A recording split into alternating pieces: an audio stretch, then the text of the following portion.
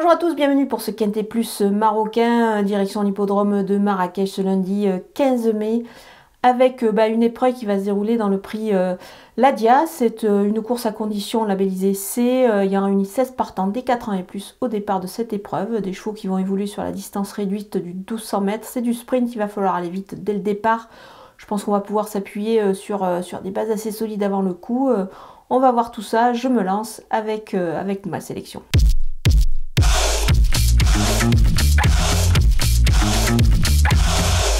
On attaque avec nos bases et le numéro 2, Alf Enya. Elle est régulière et en pleine forme en ce moment. Elle a couru sur plus long, mais quand même, elle a déjà gagné sur ce parcours-là de vitesse de Marrakech.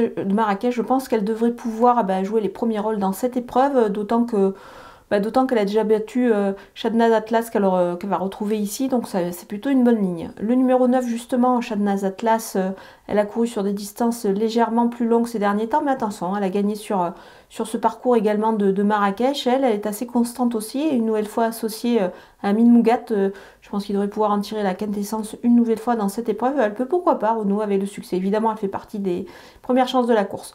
Le numéro 1, Tomo Alharaz, il vient d'échouer dans un handicap, mais il était chargé dans cette épreuve-là.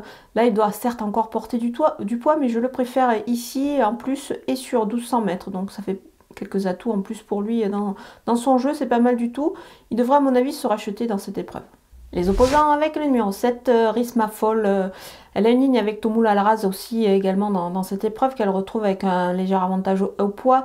Certes, on peut la préférer sur des distances quand même un petit peu plus longues ces derniers temps notamment. Mais attention, elle a déjà gagné sur le sprint, donc du coup on peut essayer de lui faire confiance ici. Je pense qu'elle peut accrocher une place. Le numéro 5, Majdamer, il sait un petit peu tout faire. Lui, il s'adapte à tout, à toutes les situations et à toutes les distances. Sur le sprint, on l'a vu se classer deuxième d'un lot similaire dans des conditions également semblables à celles de lundi. Donc à mon avis, même s'il va s'élancer en dehors, ce n'est pas trop gênant, car les premières chances de la course vont également s'élancer en dehors. Donc il peut prendre évidemment le bon wagon. Attention à lui.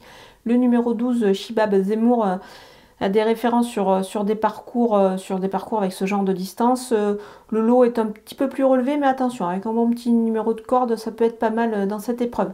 Le numéro 4, Majda Etihad, elle a des références sur des distances réduites.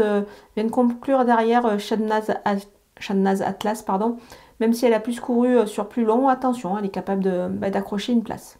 Mon coup de poker, c'est le numéro 16, Mimeska Fall. Elle s'élance tout en dehors, mais comme j'ai déjà dit, les chevaux de la course pour moi, enfin mes chevaux qui je pense sont les meilleures chances de la course, vont s'élancer également en dehors. Donc ça pourrait être pas mal du coup pour elle. Elle pourrait profiter du bon wagon.